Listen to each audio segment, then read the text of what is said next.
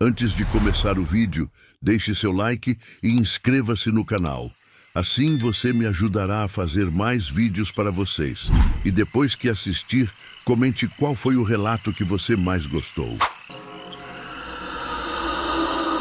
A chuva tinha parado faz uns 3 dias, quando Dona Sebastiana resolveu que era hora de ir buscar água no poço do finado seu Antônio. O poço da propriedade dela tinha secado completamente com a estiagem, e a cisterna já estava quase no fim também. Não tinha outro jeito. Ia ter que andar os 2 quilômetros até a propriedade abandonada, mesmo sabendo que o lugar carregava histórias que ninguém gostava de lembrar. Sebastiana acordou bem cedinho, antes mesmo do galo cantar. Pegou os 2 baldes de alumínio, amarrou o facão na cintura por precaução, nunca se sabe o que pode aparecer no mato, e saiu caminhando pela estrada de terra. O sol ainda não tinha nascido direito, e uma neblina fina cobria os pastos vazios. Os pés dela conheciam cada pedra daquele caminho, mesmo na penumbra da madrugada que teimava em não ir embora. A propriedade do finado seu Antônio ficava numa baixada, cercada por morros cobertos de mata fechada. Fazia quase 10 anos que ele tinha morrido de morte matada. Diziam que foi cobra, mas outros sussurravam que tinha sido coisa pior. Desde então, ninguém mais morava lá.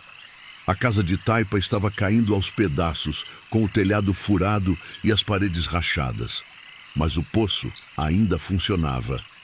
Era artesiano, cavado pelo próprio Antônio décadas atrás, quando ainda era moço, e nunca secava completamente. Sebastiana lembrava vagamente de quando seu Antônio era vivo. Ele era um homem esquisito, que não gostava de conversa e vivia resmungando sozinho. A mulher dele tinha morrido no parto da primeira filha, e a menina também não sobreviveu. Depois disso, ele nunca mais foi o mesmo. Vivia falando que escutava vozes na propriedade, principalmente perto do poço. O pessoal da região começou a evitar o lugar, dizendo que Antônio estava ficando maluco de tanto viver sozinho. Sebastiana empurrou a porteira enferrujada e entrou no terreiro. Suas sandálias de couro faziam barulho seco na terra batida. Reparou que tinha pegadas estranhas no chão. Eram pegadas de pé descalço, muito pequenas, quase do tamanho de uma criança. Mas não tinha criança morando por ali há anos. Os vizinhos mais próximos ficavam a mais de 5 quilômetros de distância. Balançou a cabeça, pensando que devia ser de algum animal mesmo. Talvez um macaco que tinha descido do morro para beber água. Olhou para a casa abandonada e sentiu um arrepio. As janelas estavam todas quebradas e por dentro só se via escuridão. O mato já tinha começado a tomar conta do terreiro, com umas plantas estranhas que ela nunca tinha visto antes. Tinham folhas grandes e meio azuladas, e um cheiro doce que enjoava. Parecia que essas plantas só cresciam ali perto da casa, porque no resto da propriedade a vegetação era normal. O poço ficava nos fundos da propriedade, embaixo de uma mangueira antiga que já não dava mais frutos. Os galhos secos faziam sombras estranhas no chão, parecendo braços retorcidos tentando agarrar alguma coisa. Sebastiana colocou os baldes no chão e se debruçou para olhar lá dentro. A água estava escura, quase preta, mas ela sabia que era assim mesmo. Quanto mais fundo o poço, mais escura a água parecia. Amarrou a corda no balde menor e começou a descer devagarzinho. Foi quando escutou o primeiro barulho. Era como se alguém tivesse batido palma uma vez só, bem seco. Sebastiana parou com a corda na mão e ficou escutando. Silêncio total. Nem passarinho cantando, nem vento nas folhas. Aquele tipo de silêncio que deixa a gente com a pele arrepiada, como se até os bichos soubessem que tinha alguma coisa errada naquele lugar. Continuou descendo o balde e quando ele bateu na água, o barulho ecoou estranho, como se o poço fosse muito mais fundo do que ela lembrava. Puxou o balde cheio com dificuldade. A água estava pesada, mais pesada do que devia. Quando conseguiu içar completamente, Reparou que a água tinha um cheiro diferente.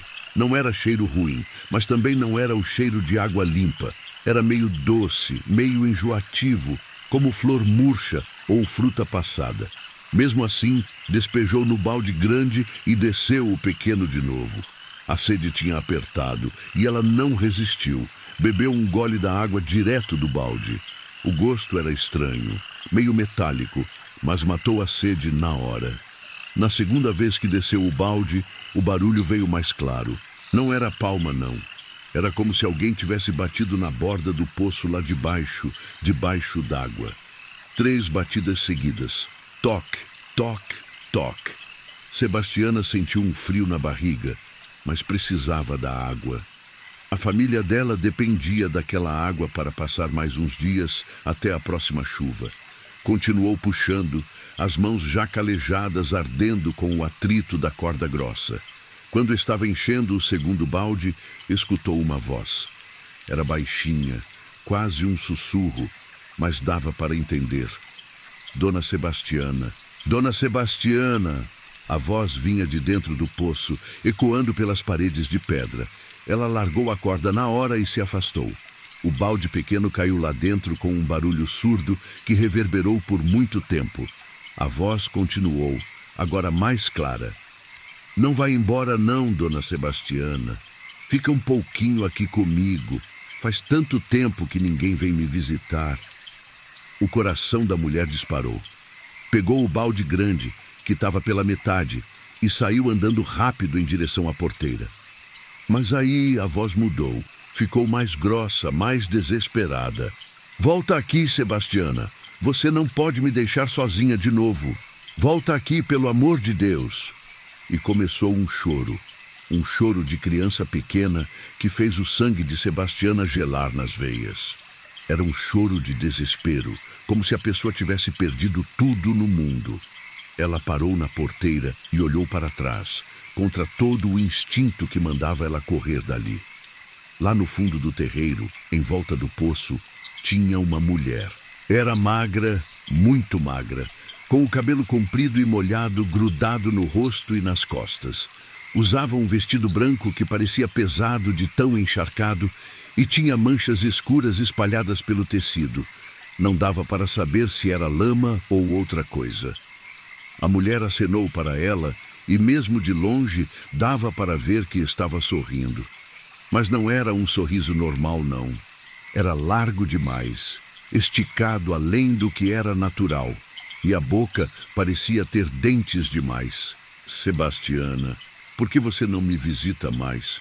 Eu fico aqui todo dia esperando você voltar. A voz agora chegava clara, mesmo com a distância. Era uma voz bonita, melodiosa, mas tinha alguma coisa por trás que fazia a pele arrepiar. Lembra quando a gente brincava aqui quando você era pequena? Lembra das nossas conversas, das nossas promessas? Sebastiana não lembrava de conversa nenhuma. Nunca tinha brincado naquela propriedade quando era criança. Seu Antônio sempre foi um homem fechado, que não gostava de visita e tinha fama de ser meio doido. Os pais dela sempre proibiam as crianças de ir lá. Mas alguma coisa na voz da mulher mexeu com a memória dela, como se fosse uma lembrança muito antiga tentando voltar à tona. Como quando a gente tenta lembrar de um sonho que está escapando. A mulher começou a andar em direção à porteira e a cada passo ficava mais clara a coisa estranha que tinha nela. Não era só o jeito de andar. Era como se ela estivesse flutuando um pouquinho acima do chão. Cada passo que dava deixava uma pegada molhada na terra seca, e das pegadas brotava aquelas plantas azuladas estranhas, crescendo na hora como se a água dos pés dela fosse um adubo mágico. As pegadas eram pequenas, do mesmo tamanho daquelas que Sebastiana tinha visto no terreiro. Você cresceu tanto, Sebastiana, mas eu continuei a mesma. Eu sempre continuo a mesma. O tempo não passa para mim aqui embaixo. A mulher sorriu mais ainda, e agora dava para ver que realmente tinha dentes demais na boca, todos pontiagudos como de peixe. Você está com saudade das nossas brincadeiras, das histórias que eu contava, das coisas que eu mostrava para você lá no fundo? Sebastiana quis correr, mas as pernas não obedeciam. Era como se os pés estivessem grudados no chão, ou como se alguma força invisível tivesse segurando ela no lugar. A mulher se aproximava devagar, e a cada passo ficava mais claro que tinha alguma coisa muito errada com ela. A pele era branca demais, quase transparente, e dava para ver as veias azuis correndo por baixo. E os olhos? Os olhos eram completamente pretos, sem branco nenhum, como 2 buracos no rosto. Você lembra agora, né, Sebastiana? Lembra quando você era pequena e vinha aqui escondido da sua mãe? Lembra quando a gente brincava de esconde-esconde no poço? A voz estava ficando cada vez mais doce, mais convincente, como mel derretido. Eu sempre ganhava porque eu me escondia no fundo, debaixo d'água. Você nunca conseguia me achar, mas você gostava de tentar, não gostava? E aí as lembranças vieram como uma enxurrada quebrada à represa. Sebastiana se lembrou de quando tinha 6, 7 anos e realmente vinha escondida para a propriedade do seu Antônio. Ele nunca estava em casa durante o dia. Saía para trabalhar na roça cedo e só voltava no fim da tarde. E ela brincava sozinha no terreiro, ou pelo menos pensava que estava sozinha. Só que não era sozinha não. Tinha uma menina que aparecia sempre, uma menina de cabelo comprido que gostava de brincar perto do poço. A menina dizia que morava lá dentro, no fundo do poço, numa casa linda, cheia de brinquedos e doces. Descrevia detalhes da casa: paredes de pedra brilhante, móveis feitos de coral, jardins submersos com flores que brilhavam no escuro. E sempre convidava Sebastiana para descer junto, para conhecer a casa dela, para ficar lá embaixo brincando para sempre. Mas Sebastiana tinha medo da água, nunca soube nadar direito e sempre recusava o convite. A menina ficou insistindo por meses. Às vezes, aparecia molhada, como se tivesse acabado de sair da água. Outras vezes, trazia presentes, pedras bonitas, flores estranhas, conchas que não existiam na região. E sempre falava da casa no fundo do poço, de como era maravilhosa, de como elas duas podiam ser amigas para sempre se Sebastiana descesse com ela. Um dia, a menina ficou brava quando Sebastiana recusou o convite pela enésima vez. Os olhos dela escureceram, ficaram completamente pretos, igual os da mulher que estava se aproximando agora. E ela disse, com uma voz que não parecia mais de criança: "Um dia você vai voltar aqui, Sebastiana. Um dia você vai ter sede, muita sede, e vai precisar da minha água. E aí você não vai ter escolha, aí você vai descer comigo." Depois daquele dia, a menina nunca mais apareceu. Sebastiana continuou indo na propriedade por mais algumas semanas, mas sempre sozinha. Acabou perdendo o interesse e parou de ir. Os anos passaram. Ela cresceu, casou, teve filhos e esqueceu completamente dessa história. Pensava que tinha sido só imaginação de criança, daquelas brincadeiras que a gente inventa quando está sozinho. Mas agora, vendo aquela mulher se aproximando, se lembrou de cada detalhe. A menina tinha os mesmos olhos pretos, o mesmo sorriso largo demais, o mesmo jeito de inclinar a cabeça quando falava. Só que agora não era mais menina. Era uma mulher, mas uma mulher que tinha alguma coisa de podre, de errado, como se tivesse ficado muito tempo debaixo d'água. Você lembra agora, né? Lembra que você prometeu que ia voltar? Prometeu que a gente ia brincar de novo quando você fosse mais velha e não tivesse mais medo da água? A mulher já estava bem perto, a uns 10 metros da porteira. O cheiro de água parada e flores murchas ficou mais forte, misturado com um cheiro de limo e coisa morta que fez Sebastiana ter ânsia de vômito. Eu esperei tanto tempo, Sebastiana, tanto tempo sozinha lá no fundo, contando os dias, esperando você cumprir a promessa. Sebastiana não lembrava de ter prometido nada, mas alguma coisa na voz da mulher fez ela duvidar da própria memória. Será que tinha prometido mesmo? Será que tinha esquecido? A voz continuou, agora mais próxima. E você não veio sozinha hoje, né, Sebastiana? Você trouxe companhia. Foi aí que Sebastiana percebeu que tinha alguma coisa mexendo dentro do balde d'água que ela carregava. A água estava se agitando sozinha, fazendo ondas pequenas, como se alguma coisa estivesse nadando lá dentro. E tinha uma luz estranha vindo do fundo do balde, uma luz esverdeada que pulsava como coração. A água já está trabalhando, Sebastiana. Você bebeu dela, não bebeu? Sentiu o gosto doce? Agora a gente está ligada para sempre. A água que você bebeu tem a minha essência, tem a minha força. Não adianta tentar fugir. Onde você for, eu vou junto. Sebastiana finalmente conseguiu mexer as pernas. Largou o balde que se espatifou no chão, molhando a terra seca, e saiu correndo pela estrada. Mas a voz da mulher continuava clara, como se ela estivesse correndo junto, sussurrando no ouvido. Não adianta correr, Sebastiana. A água já está correndo nas suas veias. Você já é parte de mim agora. E era verdade. Sebastiana sentia o gosto doce e enjoativo crescendo na boca, subindo pela garganta, espalhando pelo corpo todo.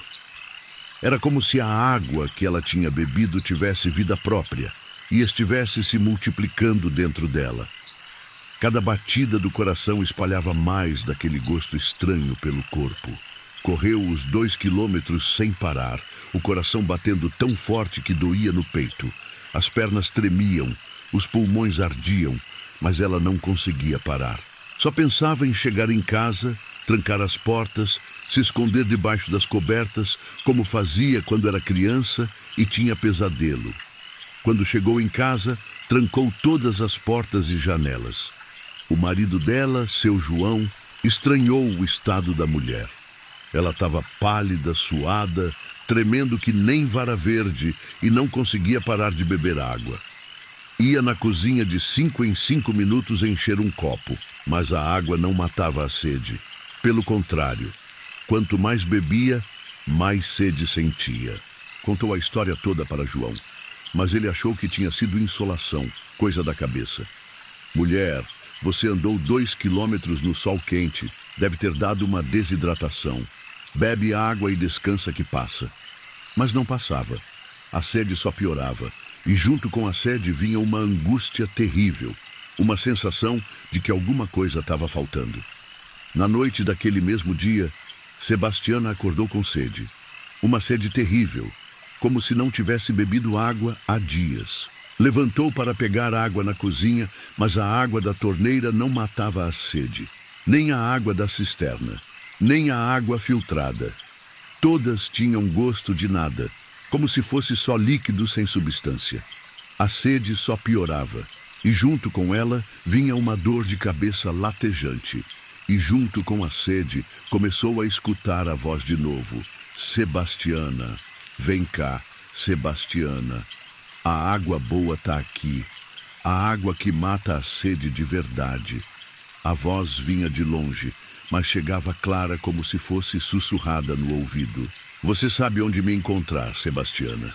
Você sabe onde está a água que você precisa. Nos dias seguintes, a situação só piorou. Sebastiana emagrecia a olhos vistos, bebia litros e litros de água, mas nada adiantava. A pele ficou ressecada, os lábios racharam, os olhos ficaram fundos.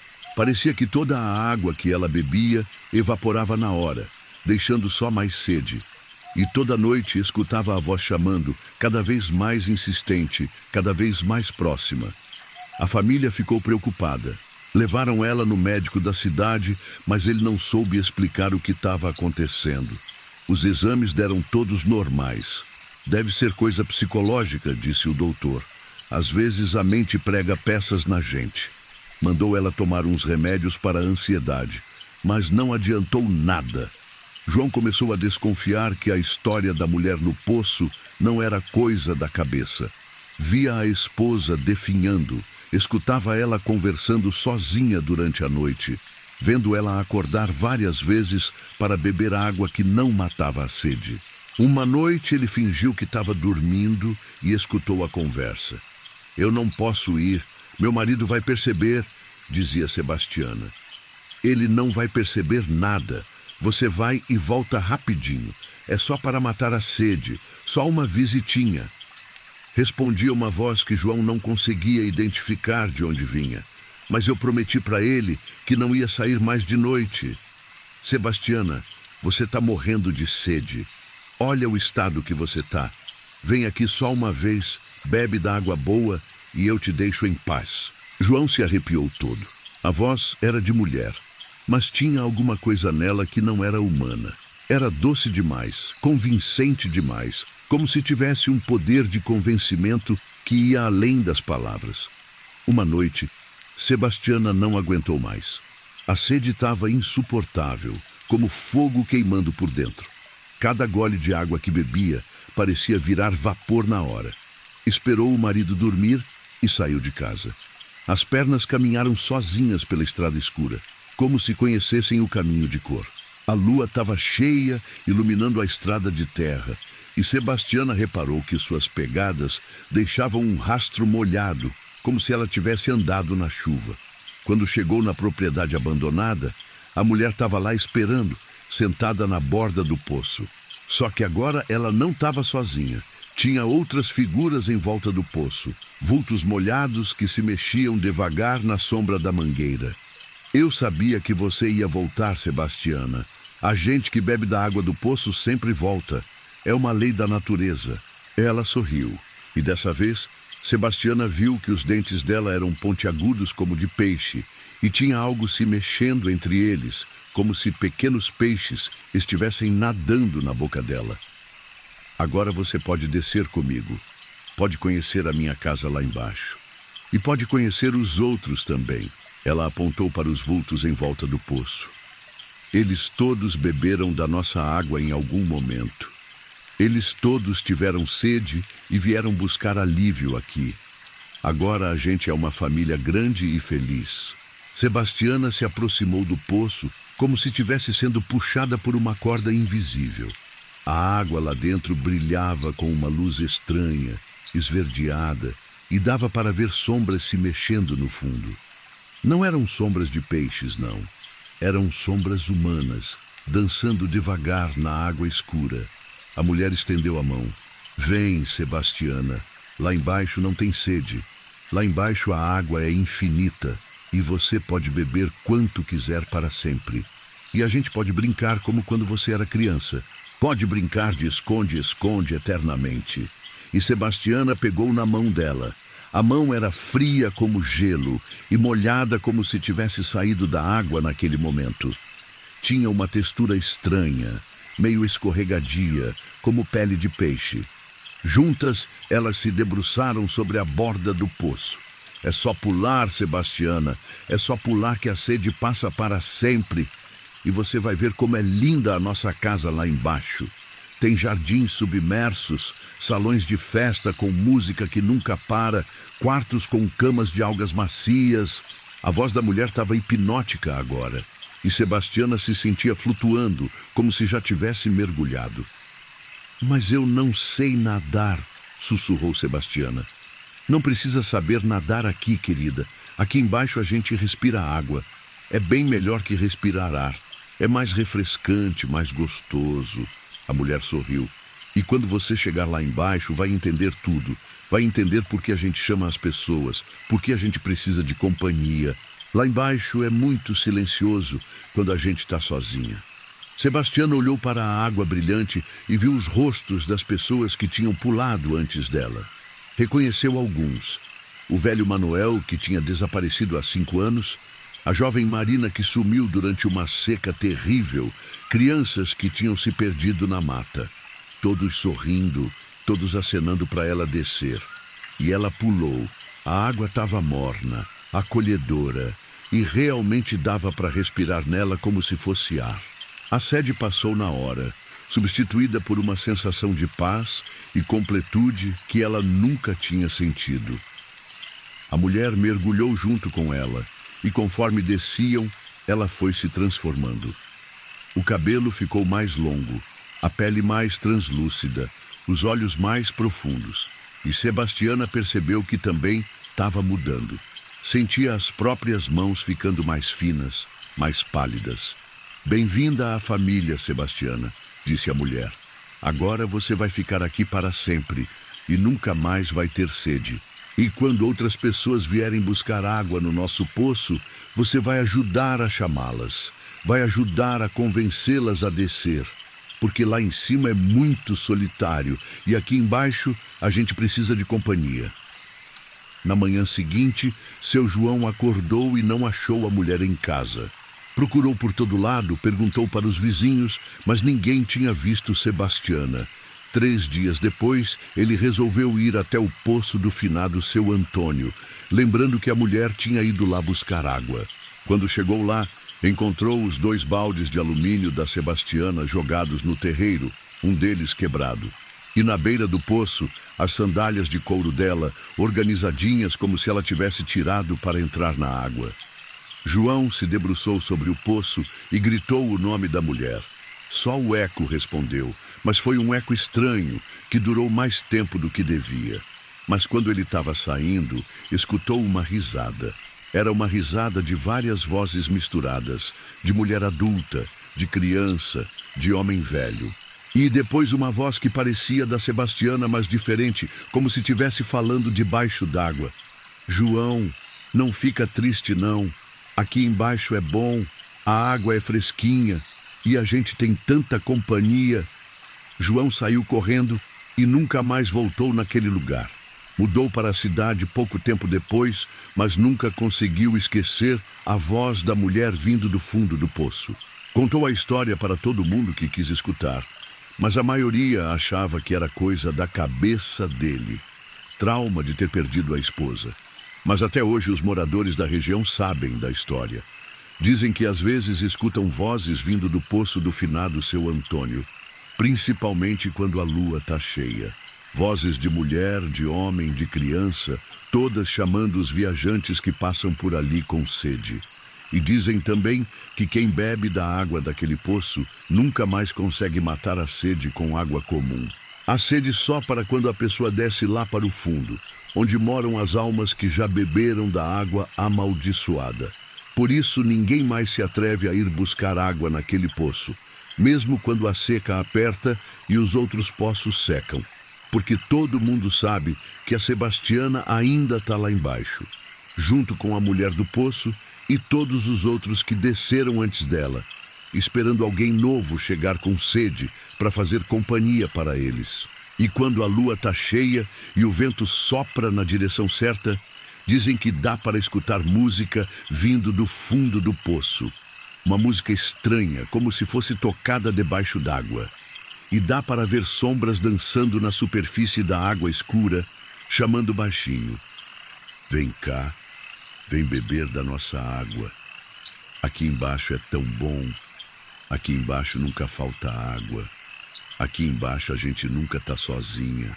E por isso, quando a seca aperta e a sede fica insuportável, os moradores da região preferem andar quilômetros a mais para buscar água em outros lugares. Porque sabem que algumas sedes não podem ser matadas com água comum. E sabem que algumas promessas feitas na infância nunca são esquecidas, mesmo quando a gente não lembra de ter feito. A ventania tinha começado na madrugada e não dava sinal de parar, quando Dona Raimunda resolveu que precisava ir até a casa abandonada da Dona Chiquinha buscar o tear antigo. Fazia 2 meses que a velha tinha morrido e os parentes dela da cidade tinham dito que Raimunda podia ficar com o tear, já que ninguém mais sabia usar aquilo. Mas a caminhada era longa, quase 1 hora mato adentro, e ela vinha adiando porque o lugar dava arrepio só de pensar. Raimunda acordou bem cedo antes do galo cantar. Pegou uma sacola de pano e saiu de casa ainda no escuro, levando apenas uma lanterna velha para iluminar o caminho. A propriedade da finada Chiquinha ficava isolada, no meio de uma mata fechada, longe de qualquer vizinho. A mulher sempre foi meio esquisita, vivia sozinha há décadas, falando que preferia a companhia das plantas e dos bichos do que das pessoas. Chiquinha era conhecida na região como uma mulher estranha, mas não malvada. Ela aparecia na cidade uma vez por mês para vender os panos que tecia. Trabalhos belíssimos, com desenhos que ninguém sabia de onde ela tirava. Sempre desenhos de crianças brincando, famílias felizes, cenas bucólicas que contrastavam com a vida solitária dela. O povo comprava os panos mais por pena do que por necessidade, porque ela era muito pobre e vivia só com o que ganhava da venda dos tecidos. O caminho era uma trilha estreita, cheia de raízes e pedras soltas. Raimunda caminhava devagar, tomando cuidado para não tropeçar no escuro. A mata era densa dos dois lados e de vez em quando ela escutava barulhos estranhos, galhos quebrando, folhas se mexendo, como se alguma coisa grande tivesse passado entre as árvores. Mas quando parava para escutar melhor, só ouvia o vento batendo nas copas das árvores altas. A trilha subia e descia pequenos morros, passava por um riacho que agora estava quase seco por causa da estiagem e se perdia várias vezes entre a vegetação fechada. Raimunda conhecia o caminho porque já tinha ido visitar Chiquinha algumas vezes, levando remédios quando a mulher ficava doente. Sempre achou estranho como alguém conseguia viver tão isolado, sem vizinhos por perto, sem ninguém para conversar. Quando chegou na propriedade, o sol já tinha nascido, mas ainda estava fraco por causa das nuvens carregadas. A casa da Chiquinha era de taipa, bem antiga, com as paredes rachadas e o telhado meio torto. Tinha um quintal grande em volta, que antes era bem cuidado, mas agora estava tomado pelo mato. As plantas tinham crescido desenfreadas depois da morte da dona. Tinha pés de mamão que chegavam no telhado, bananeiras carregadas de cacho e uma horta que virou uma selva pequena. Raimunda reparou que tinha alguma coisa estranha na vegetação.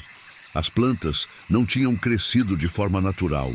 Pareciam ter sido organizadas de propósito, formando desenhos no chão. Visto de longe, o quintal parecia um grande bordado verde, com caminhos que se cruzavam formando padrões geométricos. Era como se Chiquinha tivesse aplicado a mesma arte dos seus tecidos no próprio quintal. A casa tinha 2 janelas na frente e uma porta de madeira que estava meio empenada pela umidade.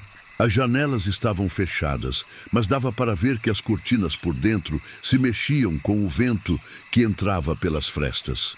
Raimunda empurrou a porta da frente, que cedeu com um rangido longo que ecoou por toda a casa vazia. Por dentro, a casa estava escura e tinha um cheiro de mofo misturado com algo doce, como fruta madura ou flor murcha. A poeira dançava nos raios de sol que entravam pelas frestas das janelas, criando colunas de luz dourada no ar parado. Os móveis ainda estavam todos no lugar. A mesa da cozinha, com sua toalha bordada, as cadeiras de madeira feitas à mão, a cama arrumada, como se a dona fosse voltar a qualquer momento. Na parede da sala, tinha várias fotografias antigas, em molduras de madeira escura que já estavam descascando. Raimunda se aproximou para olhar melhor e viu que eram retratos de família. Pessoas vestidas com roupas antigas, posando sérias para a câmera. Reconheceu Chiquinha em algumas fotos, quando ainda era moça. Em uma delas, ela estava segurando um bebê no colo, sorrindo de um jeito que Raimunda nunca tinha visto na vida real. Havia também fotos de uma criança pequena, um menino de cabelos claros e olhos grandes, sempre sozinho nas fotos. O menino aparecia em diferentes idades, bebê com 1 ou 2 anos e depois com uns 3 anos. Depois disso, não tinha mais fotos dele. Raimunda se lembrou vagamente da história que o povo contava sobre o filho da Chiquinha, que tinha desaparecido há muitos anos. O tear ficava no quarto dos fundos, onde Chiquinha passava a maior parte do tempo. Raimunda atravessou a sala, pisando em folhas secas que tinham entrado pela porta, e quando chegou no quarto, parou na entrada. O tear estava lá, bem conservado, com um trabalho pela metade ainda no bastidor. Era um desenho bonito, com flores e passarinhos coloridos. Mas tinha alguma coisa estranha na padronagem que ela não conseguia identificar direito. Olhando mais de perto, Raimunda percebeu que o desenho contava uma história. Começava com uma mulher sozinha numa casa. Depois, mostrava a mulher com uma criança pequena, os dois brincando no quintal, a criança crescendo. Mas no final do tecido, a parte que não tinha sido terminada, só havia a mulher de novo, sozinha. Mas agora ela parecia estar chorando. Começou a desmontar o tear para levar embora, quando reparou numa coisa esquisita. As tábuas do assoalho em volta do tear estavam manchadas de uma substância escura, como se algum líquido tivesse respingado ali e secado ao longo dos anos. E tinha um cheiro estranho vindo debaixo do assoalho, um cheiro doce e enjoativo que lembrava carne estragada ou flores podres. Raimunda tentou não pensar nisso e continuou desmontando o tear. Mas quando levantou a peça principal, descobriu que uma das tábuas do chão estava solta. E madeira tinha sido cortada de forma diferente das outras, como se alguém tivesse feito uma abertura de propósito. Não resistiu à curiosidade e ergueu a tábua para ver o que tinha embaixo. O que viu fez o sangue gelar nas veias. Tinha um buraco cavado no chão, bem embaixo de onde ficava o tear. E dentro do buraco, embrulhado em panos velhos que pareciam pedaços dos próprios tecidos da Chiquinha, estava o que claramente eram ossos humanos. Ossos pequenos, de criança. E junto com os ossos, tinha pedaços de tecido colorido, como se fossem roupinhas de bebê, um sapatinho minúsculo e alguns brinquedos de madeira feitos à mão. Raimunda largou a tábua e saiu correndo do quarto. O coração batia tão forte que doía no peito, e ela sentia como se fosse desmaiar. Chiquinha sempre foi estranha, mas ninguém imaginava que ela pudesse ter escondido uma coisa dessas. Serão os que tinha matado uma criança? Será que tinha escondido o corpo embaixo do próprio tear, no lugar onde passava horas, todos os dias tecendo? Mas aí ela se lembrou melhor da história que o povo mais antigo contava sobre Chiquinha. Era uma história triste que poucos gostavam de contar, mas que vez ou outra aparecia nas conversas dos mais velhos. Diziam que há muito tempo, quando Chiquinha ainda era moça e bonita, ela tinha se envolvido com um homem casado da cidade. O homem era rico, dono de terras, mas já tinha família constituída. Quando Chiquinha engravidou, o homem negou a paternidade e disse que ela estava tentando se aproveitar dele. Ameaçou até processar ela por calúnia se continuasse dizendo que o filho era dele. A família do homem, que tinha influência na região, espalhou boatos de que Chiquinha era uma mulher de vida fácil, que não prestava, que o filho podia ser de qualquer um. Chiquinha, envergonhada e sem ter para onde ir, se mudou para a propriedade isolada na mata. Lá ela criou o filho sozinha, sem ajuda de ninguém. O menino nasceu fraco, sempre doentio, com problemas no peito que faziam ele tossir sangue.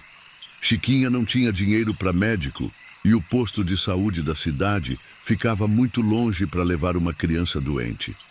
O povo dizia que ela fazia o que podia com chás e benzimentos, mas a saúde do menino só piorava. Ele era uma criança linda, de cabelos claros como o pai, mas vivia pálido e magro. Chiquinha o chamava de Joãozinho, e era a coisa mais preciosa que ela tinha no mundo. Passava o dia cuidando dele, cantando para ele, fazendo brinquedinhos de madeira e pano. Um dia, quando o menino tinha uns 3 anos, ele desapareceu. Chiquinha disse que ele tinha se perdido na mata enquanto brincava no quintal. Ela procurou desesperadamente, gritou o nome dele pela mata toda, pediu ajuda dos vizinhos mais próximos. Fizeram busca por dias, mas nunca acharam nada. Nem corpo, nem rastro, nem pedaço de roupa. Depois disso, Chiquinha ficou ainda mais fechada. Passou a evitar as pessoas completamente. Só aparecia na cidade para vender os tecidos que fazia. E desenvolveu uma obsessão estranha por tecer. Ficava horas e horas no tear, fazendo trabalhos cada vez mais elaborados, sempre com temas relacionados a crianças e famílias. Agora, vendo aqueles ossos enterrados embaixo do tear, Raimunda começou a entender que a história real podia ser diferente do que todo mundo pensava. Voltou ao quarto, respirou fundo para controlar o medo e olhou melhor o que estava enterrado no buraco. Usando um pedaço de madeira que achou no canto do quarto, mexeu cuidadosamente na terra e encontrou outros objetos. Além do sapatinho de bebê, tinha alguns botões de roupa, um brinquedinho de madeira em forma de cavalo e um pedaço de papel dobrado que parecia uma carta. Abriu o papel com muito cuidado, porque estava amarelado e quebradiço de tão velho. Era uma carta, escrita com a letra caprichada, mas trêmula da Chiquinha. As lágrimas tinham borrado algumas palavras, mas dava para entender o que dizia. Meu querido Joãozinho, mamãe não quis que isso acontecesse. Você estava sofrendo tanto, meu filho, com tanta febre, tanta tosse, tanto cansaço. Os remédios que eu sabia fazer não funcionavam mais. E você chorava de dor todos os dias. Eu não tinha dinheiro para levar você no médico da cidade. E mesmo se tivesse, não sei se eles iam querer atender a gente depois de todas as coisas ruins que falaram sobre nós. Naquela noite terrível, quando a febre subiu tanto que você começou a ter convulsão, eu fiquei desesperada. Não sabia mais o que fazer, meu amor. Você estava queimando de febre, batendo o corpo todo, e eu só podia segurar você e chorar. Quando você parou de respirar, eu pensei que fosse desmaiar também. Meu coração parou junto com o seu. Fiquei 3 dias sem conseguir aceitar que você tinha partido. Te balançava no colo, cantava as cantigas que você gostava, te dava comida na boca, como se você fosse acordar a qualquer momento. Mas quando você começou a ficar gelado e eu entendi que não ia voltar mesmo, pensei no que fazer. Eu não consegui te enterrar no cemitério da cidade, meu filho. Iam fazer perguntas que eu não sabia responder. Iam querer saber como você morreu, se eu cuidei direito de você, se procurei ajuda médica. E eu sabia que iam me julgar. Iam dizer que a culpa foi minha por ser pobre, por morar longe, por não ter marido para ajudar. Então resolvi te enterrar aqui em casa, embaixo do lugar onde eu passava mais tempo. Embaixo do tear, para você ficar sempre perto de mim. Todo dia eu tecia pensando em você, fazendo desenhos bonitos para você ver. Tecia nossa história, nossa vida juntos, os momentos felizes que tivemos. Perdoa a mamãe, meu amor. Perdoa por não ter conseguido te salvar, por não ter tido coragem de enfrentar o julgamento das pessoas, por ter te escondido aqui embaixo, em vez de te dar um enterro decente. Eu sei que foi errado, mas eu não aguentava a ideia de te entregar para estranhos, de te deixar sozinho num cemitério longe de casa. Espero que você entenda, meu filho. Espero que um dia, quando eu for te encontrar, você me perdoe por tudo que eu fiz de errado. Você foi a única coisa boa da minha vida. E mesmo depois de partido, continua sendo. Tudo que eu faço é pensando em você, meu pequeno Joãozinho. A carta estava assinada com o nome completo da Chiquinha e uma data de mais de 20 anos atrás. Raimunda sentiu as lágrimas escorrendo pelo rosto. A verdade era muito mais triste do que ela tinha imaginado. Chiquinha não tinha matado o filho.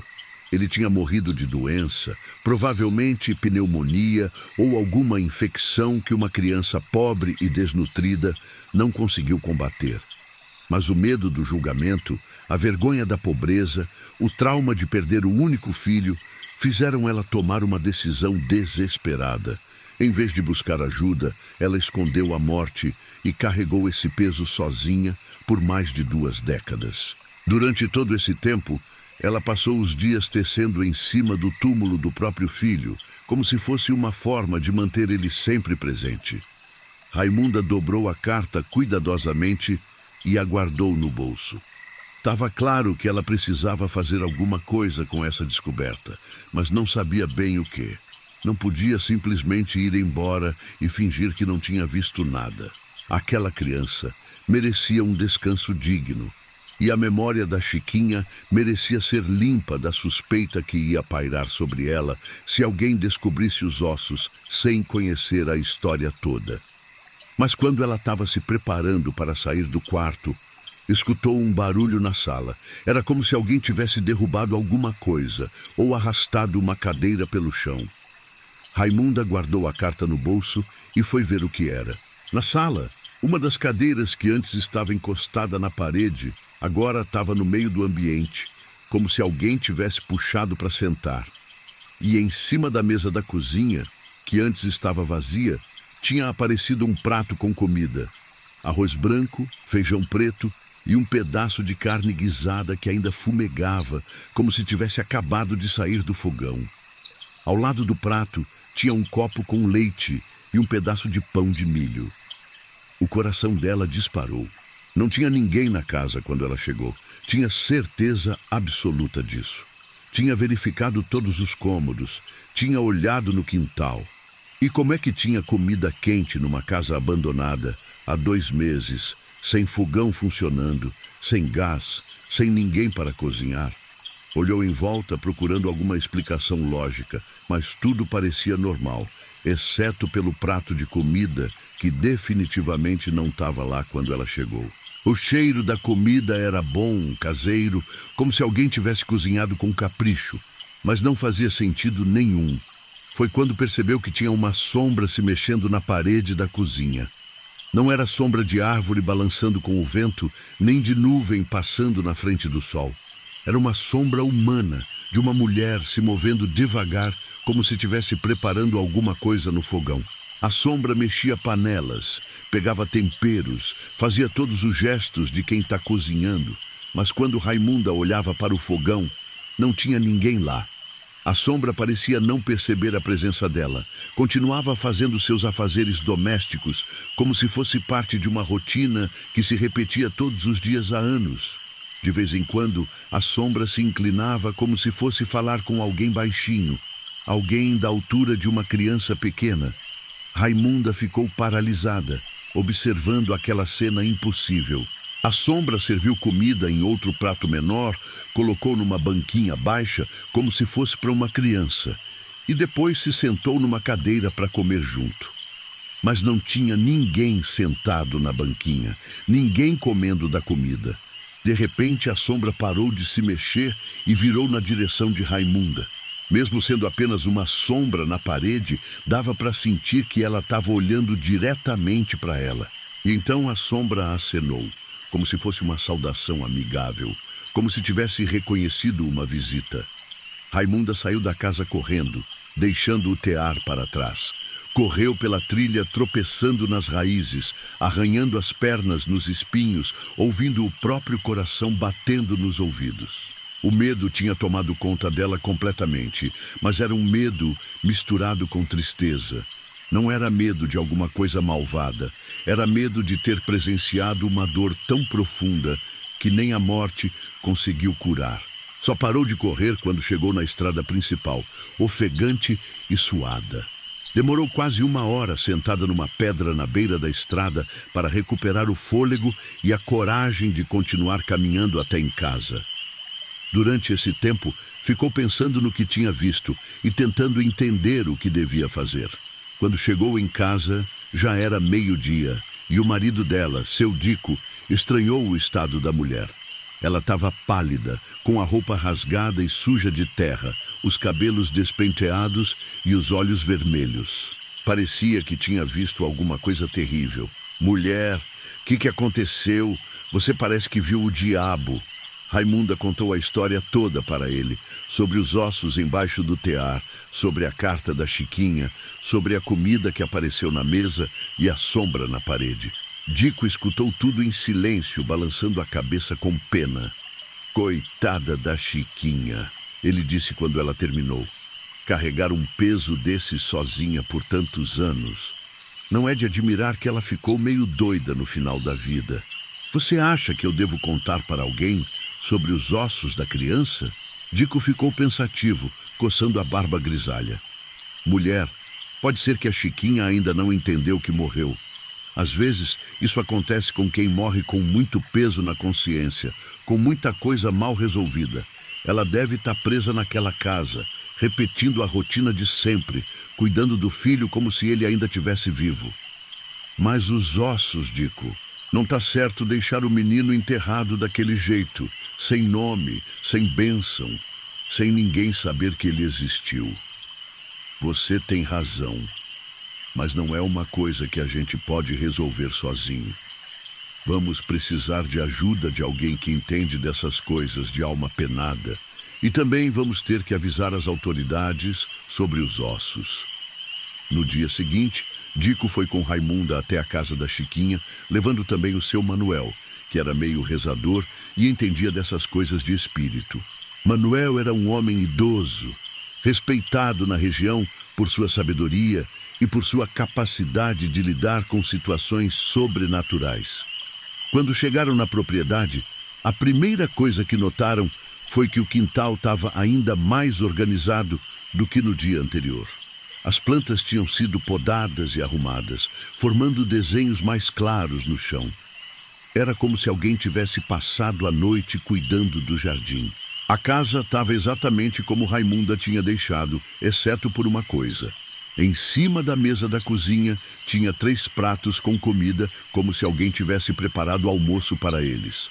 A comida estava quente, cheirosa e os pratos estavam organizados com capricho, cada um com seus talheres e guardanapo. Manuel examinou a casa todinha, fazendo suas orações e acendendo velas nos cantos. Ele tinha trazido uma sacola com ervas, água benta e outros objetos que usava nos seus trabalhos espirituais. Quando chegou no quarto e viu o buraco com os ossos, fez uma reza longa em latim e depois falou: "Essa alma está presa aqui pela culpa e pela saudade. A mulher passou décadas cuidando do filho morto como se ele tivesse vivo, cozinhando para ele, tecendo para ele, arrumando a casa como se fosse receber visita. Agora ela não sabe como parar, não sabe como aceitar que tanto ela quanto o menino já partiram." "Tem jeito de ajudar ela?" perguntou Raimunda. "Tem, sim, mas primeiro a gente precisa cuidar direito do menino. Ele precisa de um enterro decente, com bênção, para poder descansar em paz. E a mãe precisa entender que a culpa que ela carrega não tem razão de ser. Ela fez o que podia com os recursos que tinha. Eles decidiram dar um enterro decente para os ossos da criança. Cavaram uma pequena sepultura no quintal, embaixo de uma mangueira que dava sombra e tinha flores brancas. Manuel fez uma cerimônia simples, mas emocionante, rezando pela alma do menino e da mãe, pedindo perdão pelos pecados da ignorância e do desespero, e abençoando aquele lugar para que se tornasse um espaço de paz. Durante a cerimônia, aconteceram algumas coisas estranhas, mas não assustadoras. Uma brisa suave começou a soprar, mesmo sem ter vento em lugar nenhum, balançando as folhas da mangueira de forma ritmada, como se fosse uma música. Pequenos pássaros vieram pousar nos galhos e ficaram cantando durante toda a reza, criando uma trilha sonora natural para o momento. E quando Manuel terminou a bênção, uma chuva fininha começou a cair, apenas em cima do quintal da propriedade. Era uma chuva mansa, quente, que durou apenas alguns minutos, o suficiente para molhar a terra da sepultura nova e fazer brotar algumas flores silvestres que estavam dormentes no solo. Nos dias seguintes, Raimunda voltou mais algumas vezes à casa, sempre acompanhada de Dico ou de Manuel. A princípio, os sinais da presença de Chiquinha continuaram, mas de forma diferente. Não era mais uma presença desesperada ou presa. Parecia mais uma presença que estava se despedindo aos poucos. A comida continuava aparecendo na mesa, mas agora eram apenas 2 pratos, um para adulto e um pequeno, para criança. E a sombra na parede não se mexia mais de forma repetitiva. Às vezes, aparecia na janela, acenando para quem passava, como se fosse uma despedida. Uma semana depois do enterro do menino, quando Raimunda foi buscar o tear e outras coisas que tinham sobrado da Chiquinha, encontrou a casa em paz completa. Não tinha mais comida na mesa, não tinha mais sombras se mexendo nas paredes. Mas em cima da cama, dobrado com capricho, tinha um pano bordado que não estava lá antes. Era um trabalho lindo, feito com fios dourados e prateados, mostrando uma mulher e uma criança caminhando de mãos dadas em direção a uma luz brilhante. Os rostos das duas figuras estavam serenos, sorridentes, e em volta delas tinha anjos pequenos tocando instrumentos musicais. Embaixo do desenho, bordado com capricho em letras douradas, estava escrito: "Obrigada por nos ajudar a encontrar o caminho." Raimunda levou o tear para casa e montou no seu quarto. Começou a tecer seus próprios desenhos, sempre pensando na história triste, mas finalmente resolvida da Chiquinha e do pequeno João. E às vezes, quando estava tecendo sozinha nas tardes quietas, sentia como se alguém tivesse do seu lado, ensinando os pontos mais difíceis, guiando suas mãos nas partes mais delicadas do trabalho. Mas não era uma presença assombrada ou perturbadora, era uma presença carinhosa, como se a Chiquinha, finalmente em paz com o filho, quisesse passar adiante o conhecimento que tinha acumulado durante décadas de solidão e trabalho. Raimunda aprendeu técnicas de bordado que nunca tinha visto antes, descobriu formas de misturar cores que criavam efeitos lindíssimos, e seus trabalhos começaram a ficar famosos na região. Com o tempo, ela abriu um pequeno negócio, vendendo os tecidos na cidade, e parte do dinheiro que ganhava ela usava para ajudar mães solteiras da região que passavam por dificuldades parecidas com as que Chiquinha tinha passado. Criou uma espécie de rede de apoio, onde as mulheres se ajudavam mutuamente, compartilhando conhecimentos, recursos e solidariedade. A Casa da Mata foi sendo tomada pela vegetação com o passar dos meses. As paredes de taipa começaram a desmoronar. O telhado cedeu com as chuvas de verão, e a mata foi reclamando o espaço que um dia foi lar. Mas no quintal, embaixo da mangueira, o túmulo do pequeno João permaneceu bem cuidado. Era uma coisa estranha, mesmo sem ninguém cuidando, o túmulo sempre tinha flores frescas, flores silvestres que brotavam sozinhas, sem ser plantadas, sempre coloridas e perfumadas. E a grama em volta crescia formando desenhos, como se fosse um jardim planejado por mãos invisíveis. Os moradores da região passaram a conhecer a história verdadeira da Chiquinha e do filho, e em vez de medo, desenvolveram um sentimento de respeito e compaixão. Começaram a fazer romarias ocasionais ao túmulo do menino, levando flores e fazendo pedidos de proteção para suas próprias crianças. Criou-se uma tradição na comunidade. Quando uma criança nascia doente ou uma mãe estava passando por dificuldades para cuidar dos filhos, elas iam até o túmulo do pequeno João pedir ajuda. E muitas relatavam que suas orações eram atendidas. Crianças se curavam de doenças misteriosas, mães encontravam trabalho ou ajuda quando mais precisavam. O lugar se tornou um santuário informal, onde as pessoas iam não por medo ou superstição, mas por fé e esperança. E Raimunda, sempre que podia, levava lá algumas das mães que ela ajudava, contando a história da Chiquinha como um exemplo de que não devemos julgar as pessoas sem conhecer suas dificuldades. A Chiquinha errou em esconder a morte do menino, ela sempre dizia, mas ela errou por medo, por vergonha, por não ter quem a ajudasse. Se a comunidade tivesse acolhido ela melhor quando ela estava grávida, se tivesse ajudado ela a cuidar da criança doente, talvez a história fosse diferente. E por isso, a rede de apoio que Raimunda criou funcionava de forma diferente. Não havia julgamento, não havia cobrança de explicações sobre como as mulheres tinham chegado naquela situação. Havia apenas ajuda prática, solidariedade e compreensão. Nas noites de lua cheia, quando o vento soprava na direção da mata, às vezes os moradores da região escutavam um som distante que vinha da direção da antiga casa da Chiquinha. Não era um som assombrado ou perturbador, era como uma canção de ninar, suave e tranquila, como se uma mãe estivesse cantando para embalar seu filho para dormir.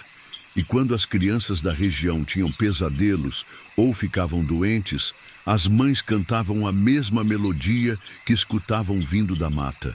Era uma canção sem palavras, apenas uma melodia doce que acalmava os pequenos e os fazia dormir tranquilos. Ninguém sabia de onde tinha aprendido essa música, mas todas conheciam e sabiam que ela tinha o poder de trazer paz.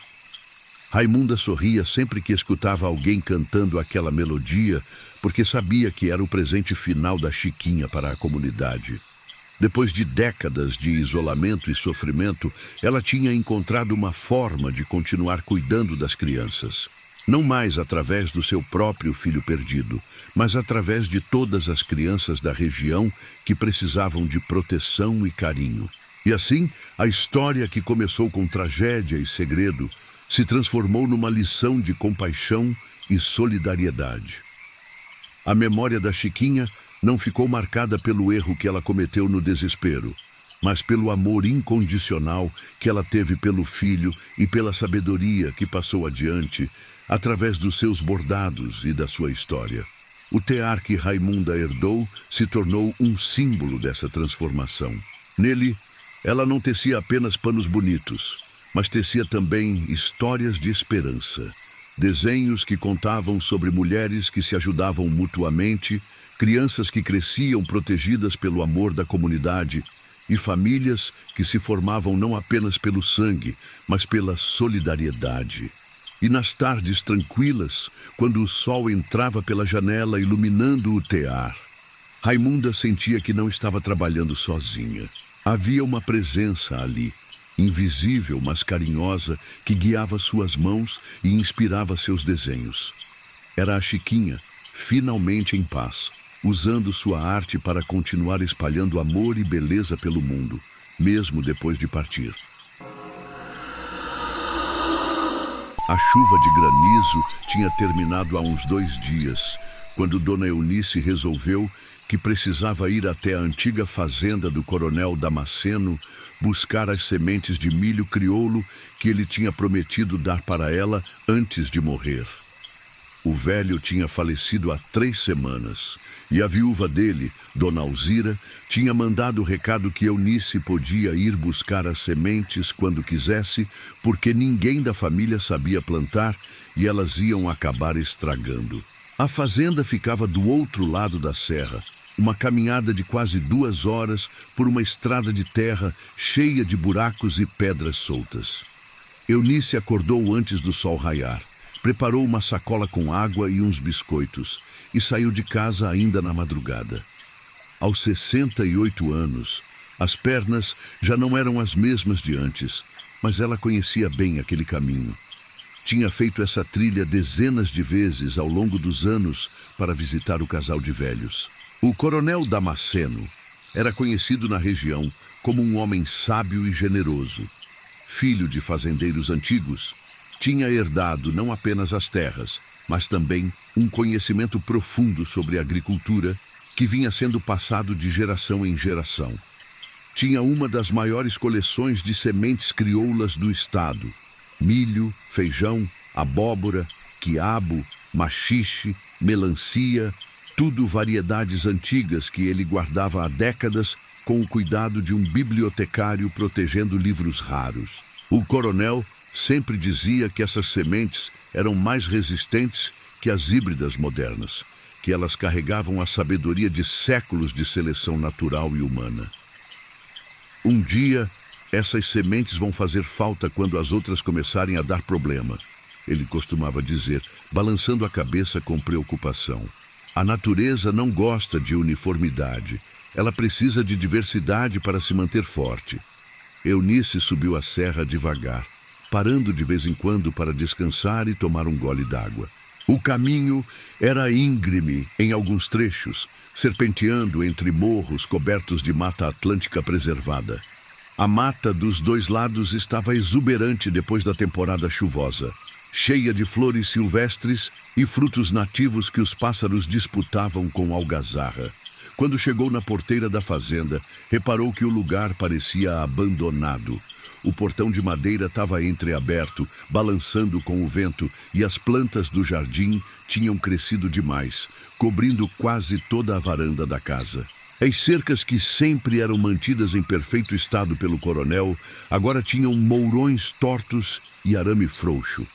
Eunice estranhou porque sabia que Dona Alzira era uma mulher caprichosa que sempre mantinha tudo muito arrumado. A casa era grande, de estilo colonial, construída pelo bisavô do coronel ainda no século XIX. Tinha paredes grossas de pedra e cal, um telhado de telhas vermelhas que já tinham mais de 100 anos, e detalhes arquitetônicos que revelavam o capricho dos construtores antigos.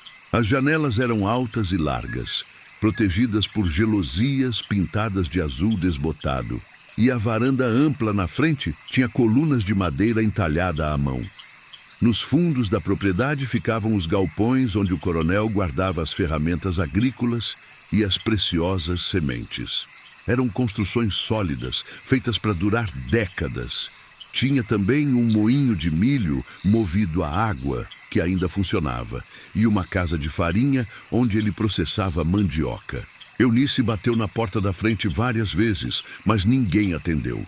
O som ecoou pela casa vazia, criando um eco melancólico.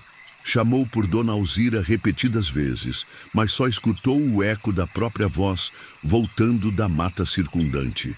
Achou estranho, porque a viúva tinha mandado recado há apenas uma semana através de seu Manuel, o carteiro rural, dizendo que Eunice podia ir buscar as sementes quando fosse mais conveniente. Será que tinha acontecido alguma coisa? Será que Dona Alzira tinha ficado doente? Ou pior, tinha sofrido algum acidente?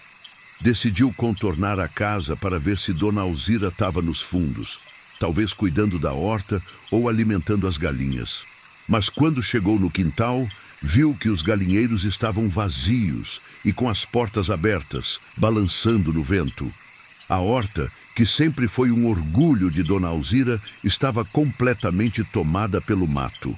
Tinha roupas penduradas no varal que já estavam amareladas de tanto tempo expostas ao tempo e à chuva. Uma panela grande no fogão, a lenha continha água que tinha ficado verde de tanto tempo parada, com uma camada de limo na superfície e pequenos mosquitos dançando em cima. Os galpões ficavam um pouco mais afastados da casa, seguindo uma trilha de pedras portuguesas que o coronel tinha mandado fazer anos atrás. O pomar estava carregado de frutas maduras que ninguém tinha colhido. Laranja da terra, tangerinas doces, goiabas vermelhas, jabuticabas roxas, tudo caindo no chão e apodrecendo. Quando chegou no primeiro galpão, encontrou a porta de madeira maciça entreaberta.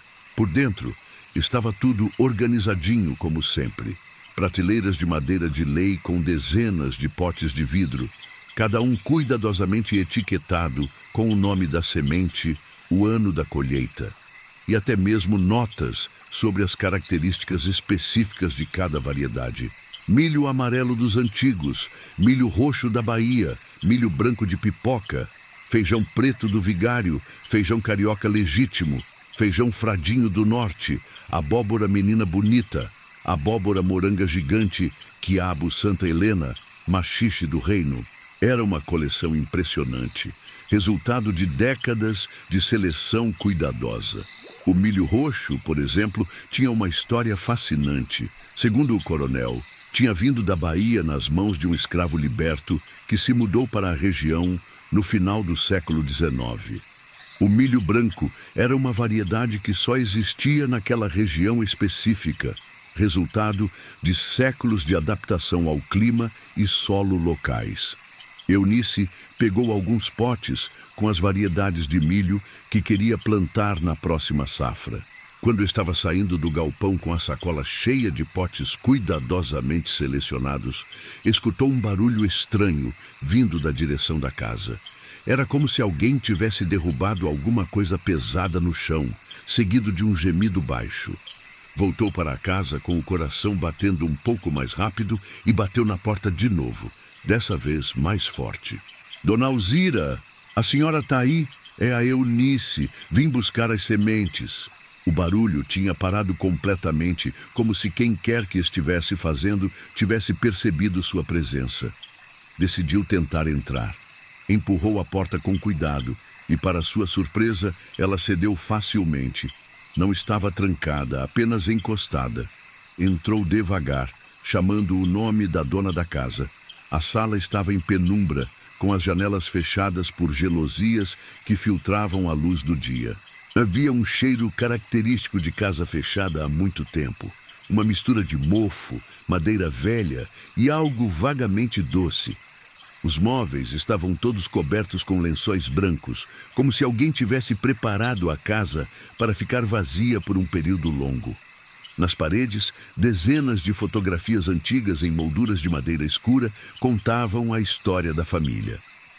Havia também fotos mais recentes do coronel e Dona Alzira em diferentes épocas de suas vidas, sempre parecendo um casal feliz e unido. Na cozinha, encontrou sinais confusos de atividade recente. Tinha uma panela no fogão com restos de feijão queimado grudado no fundo, pratos sujos empilhados na pia e migalhas de pão espalhadas pela mesa de madeira maciça. Mas o que mais chamou sua atenção foi o fato de que em cima da mesa havia 3 pratos fundos arrumados, como se alguém tivesse preparado a mesa para o almoço. Era estranho. Se a casa estava abandonada, quem tinha posto a mesa? Se Dona Alzira ainda morava ali, por que não tinha atendido quando ela chamou? E por que 3 pratos, se ela morava sozinha desde a morte do marido? Subiu para o segundo andar da casa, onde ficavam os quartos. No primeiro quarto, que era o do casal, encontrou a cama king size desfeita, com lençóis amarrotados como se alguém tivesse dormido nela recentemente. Mas não era apenas uma pessoa. Claramente 2 pessoas tinham dormido naquela cama. No segundo quarto, que servia de escritório para o coronel, todos os papéis estavam espalhados pela mesa de mogno e pelo chão. E no centro da mesa havia uma carta oficial com o timbre de um banco da capital. Notificação de execução de hipoteca. A fazenda estava sendo tomada pelo banco por falta de pagamento. O coronel tinha morrido, deixando dívidas substanciais. Isso explicava muita coisa. Por que a casa parecia abandonada? Por que Dona Alzira podia estar confusa ou desesperada? A pobre mulher não apenas tinha perdido o marido, mas também estava prestes a perder a casa onde viveram juntos por décadas. Desceu a escada pensando em ir embora, quando escutou novamente o barulho que a tinha trazido de volta à casa. Dessa vez, o som veio claramente da cozinha. O ruído de alguém mexendo panelas, abrindo e fechando armários. Quando chegou na porta da cozinha, viu uma cena que a deixou sem fala. Havia uma mulher de costas para ela, mexendo no fogão a lenha que agora estava aceso e funcionando normalmente. Era Dona Alzira, usando um vestido florido que Eunice reconheceu, mas parecia muito diferente. Mais magra, com o rosto encovado e os olhos fundos. Dona Alzira? Chamou baixinho. A mulher se virou devagar. Oi, Eunice, disse com uma voz fraca, quase um sussurro. Desculpa não ter atendido a porta antes. Eu estava aqui preparando o almoço para o Damasceno. Ele deve estar chegando do pasto a qualquer momento. Eunice sentiu um arrepio. O coronel Damasceno tinha morrido há 3 semanas. Ela mesma tinha estado no funeral. Como é que Dona Alzira podia estar esperando ele para o almoço? Dona Alzira, a senhora está se sentindo bem? A senhora lembra que o coronel...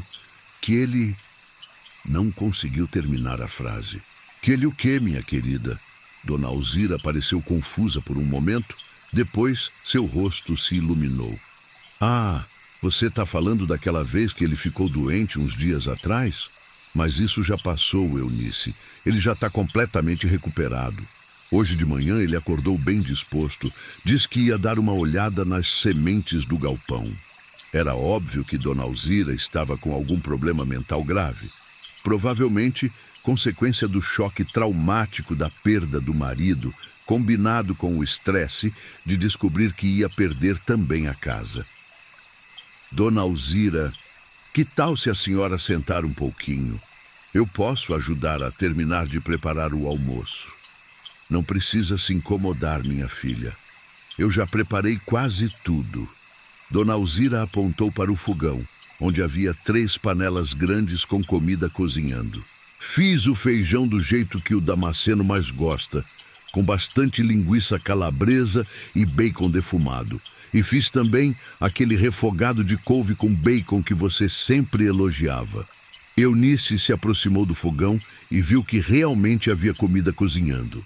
Feijão tropeiro cheiroso, couve refogada ainda crepitando na gordura, arroz branco perfeitamente cozido. Mas como é que uma mulher no estado físico e mental de Dona Alzira conseguiu preparar uma refeição tão elaborada? E as sementes, Eunice? Você veio buscar as sementes do milho crioulo, não foi? O Damasceno separou as melhores variedades para você. Eu vim buscar as sementes, sim. Já peguei algumas no galpão.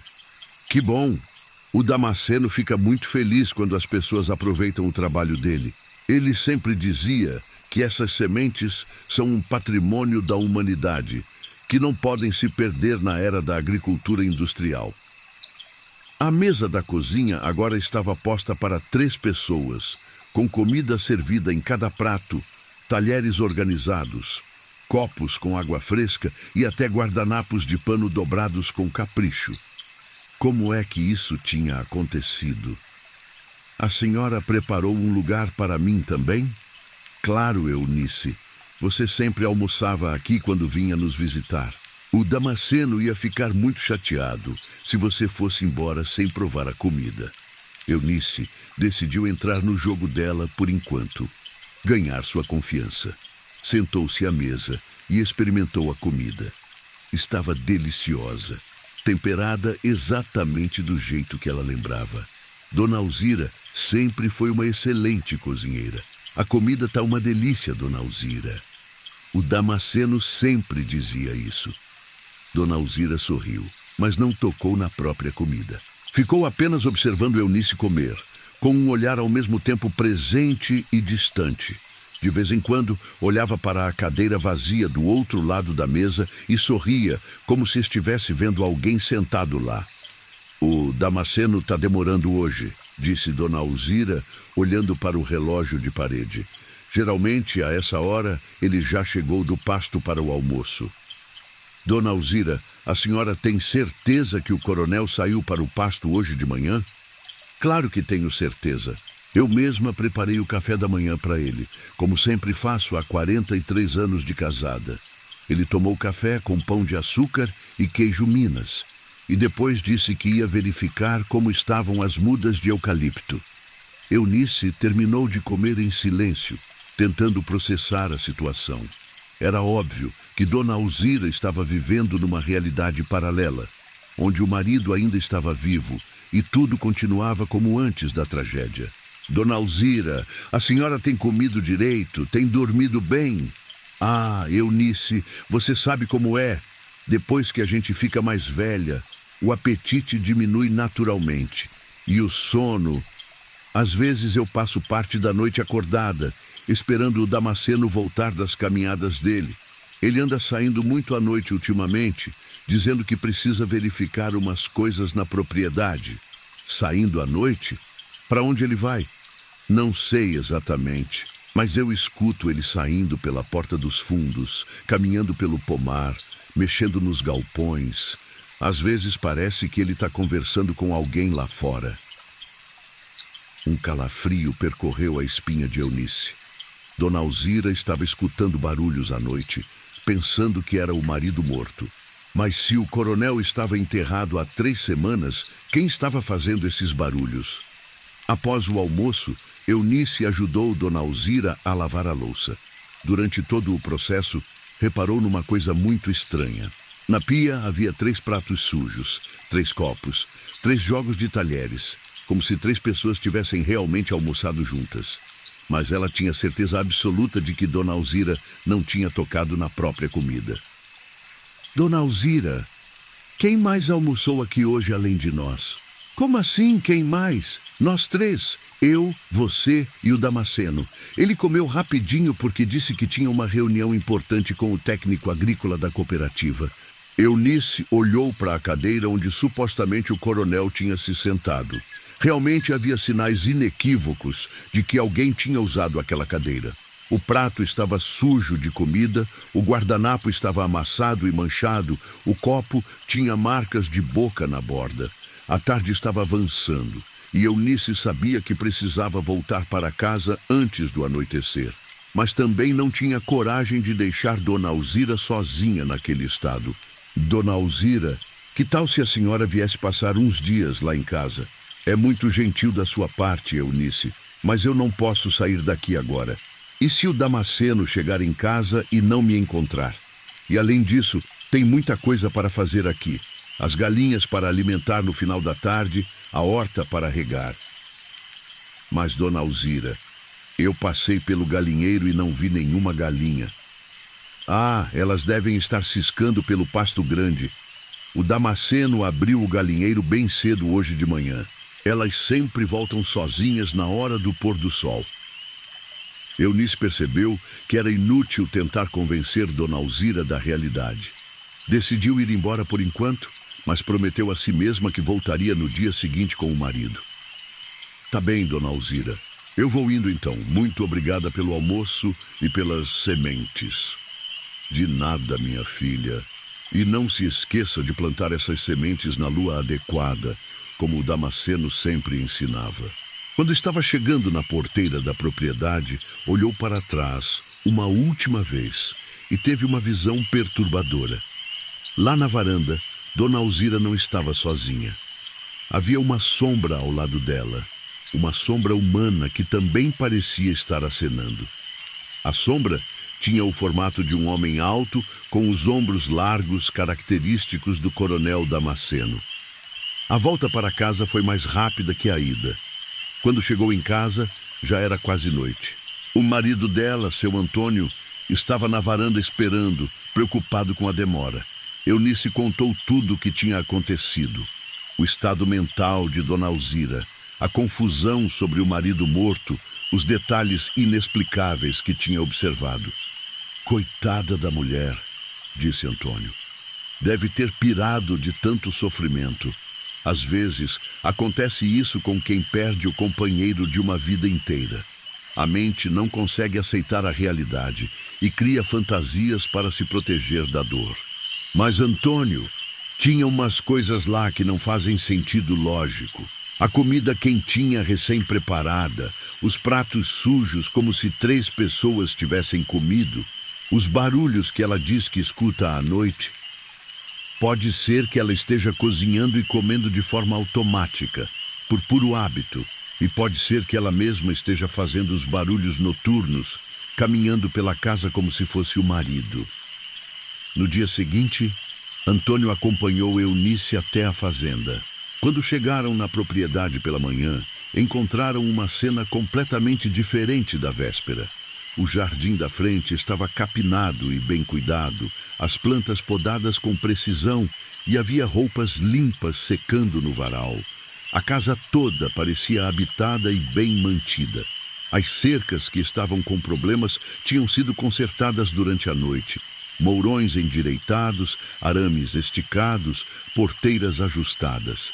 Era um trabalho que normalmente levaria várias horas para ser concluído. Bateram na porta e Dona Alzira atendeu prontamente. Estava com uma aparência visivelmente melhor, mais limpa, mais arrumada e parecia ter mais energia. Cumprimentou os dois com alegria e os convidou para entrar. Que bom que vocês vieram. O Damasceno vai ficar muito contente de ver o Antônio. Ele estava mesmo comentando ontem que fazia tempo que vocês não apareciam aqui. Antônio decidiu abordar o assunto diretamente. Dona Alzira, onde está o coronel Damasceno agora? A gente gostaria muito de falar com ele. Ele está lá nos galpões dos fundos, organizando as sementes para a próxima temporada de distribuição. Vocês querem que eu chame ele ou vocês preferem ir lá falar com ele diretamente? A gente pode ir lá falar com ele, disse Antônio. Saíram em direção aos galpões, com Dona Alzira os acompanhando e conversando animadamente sobre os planos para a safra seguinte. Quando chegaram no primeiro galpão, encontraram as portas abertas e sinais inequívocos de que alguém tinha estado trabalhando ali recentemente. As prateleiras estavam reorganizadas, alguns potes tinham sido mudados de lugar e no chão havia pegadas frescas de botas masculinas. Damasceno, chamou Dona Alzira, tem visita aqui para você. O Antônio e a Eunice vieram conversar sobre as sementes.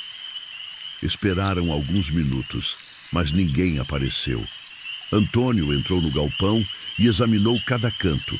Não havia ninguém lá, mas os sinais de atividade recente eram inegáveis. Dona Alzira, tem certeza que o coronel está aqui nos galpões? Claro que tenho. Eu vi ele saindo da casa logo depois do café da manhã, carregando a caixa de ferramentas pequenas. Deve ter ido para o galpão dos fundos buscar algumas variedades. Foram para o segundo galpão e encontraram a mesma situação. Sinais claros de trabalho recente, mas nenhuma pessoa. Havia até mesmo uma xícara de café ainda morna em cima de uma das prateleiras. Antônio estava ficando preocupado. Ou Dona Alzira estava mentindo, o que não parecia provável dado seu estado mental. Ou realmente havia alguém na propriedade que estava se escondendo deles. Vamos voltar para a casa, sugeriu ele. Talvez o coronel tenha voltado para lá. Quando chegaram na casa, Dona Alzira foi preparar café para os visitantes. Ele deve estar se lavando para receber vocês adequadamente. Vocês sabem como ele é cuidadoso com a aparência. Antônio aproveitou e fez uma exploração rápida da casa com Eunice. Subiram para o segundo andar e verificaram todos os quartos, banheiros, armários. Não encontraram nenhum sinal de que houvesse outra pessoa na casa. Mas no quarto do casal, a cama claramente tinha sido ocupada por 2 pessoas na noite anterior. Eunice, você tem certeza que a Dona Alzira estava sozinha quando você veio aqui ontem? Tenho certeza completa. Se tivesse outra pessoa aqui, eu teria encontrado ou pelo menos escutado algum ruído. Então, como explicar isso? Antônio apontou para a cama. 2 pessoas claramente dormiram aqui ontem à noite. Desceram para a cozinha sem comentar a descoberta com Dona Alzira. Ela serviu café fresco com biscoitos caseiros, sempre fazendo referências ao marido como se ele estivesse presente. O Damasceno pediu para eu perguntar se vocês vão ficar para o almoço. Ele quer aproveitar para mostrar para o Antônio as mudas novas de eucalipto. Antônio fez um teste direto. Dona Alzira, faz quanto tempo que eu não vejo o coronel? Ele está com boa saúde? Ah, está com saúde excelente agora. Teve uns pequenos problemas cardíacos umas semanas atrás. Ficou meio debilitado, mas já passou completamente. Que tipo de problemas cardíacos ele teve? Ah, foram umas palpitações irregulares, umas dores no peito. Chegou até a ter uns desmaios breves. A gente ficou muito preocupado, mas o médico disse que com repouso ele ia se recuperar. Eunice e Antônio sabiam que o coronel tinha morrido de infarto fulminante, exatamente dos sintomas que Dona Alzira estava descrevendo. Quando se despediram, Dona Alzira os acompanhou até a porteira.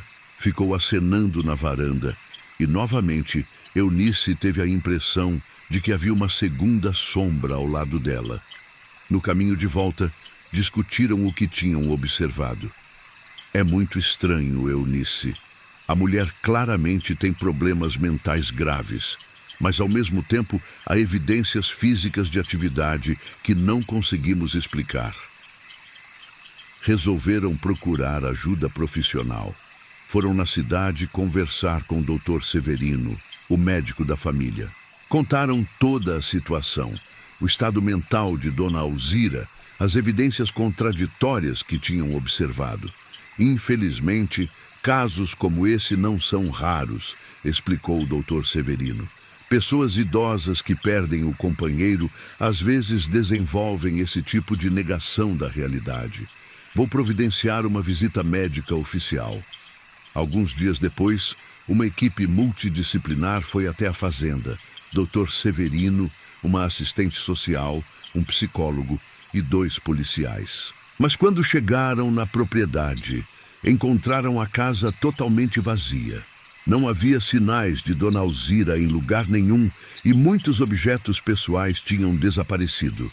No galpão das sementes, encontraram dezenas de potes vazios espalhados pelo chão, como se alguém tivesse removido todo o conteúdo às pressas.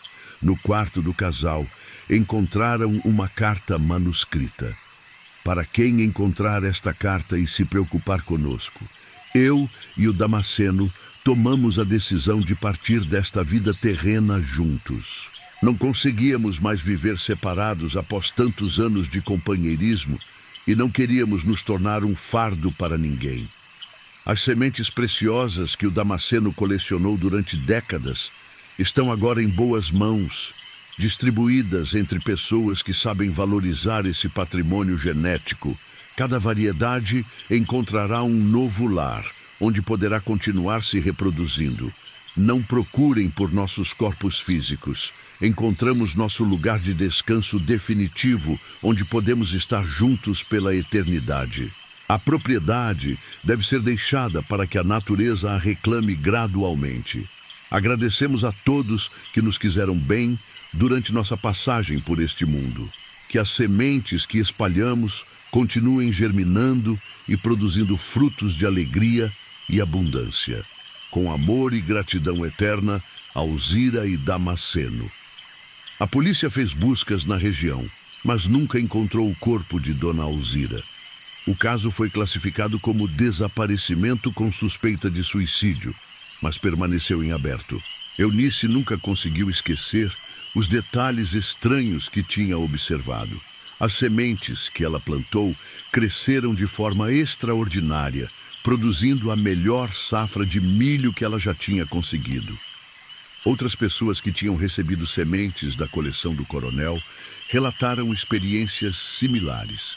Plantas excepcionalmente vigorosas, resistentes a pragas. Anos depois, moradores da região começaram a relatar avistamentos estranhos na antiga fazenda.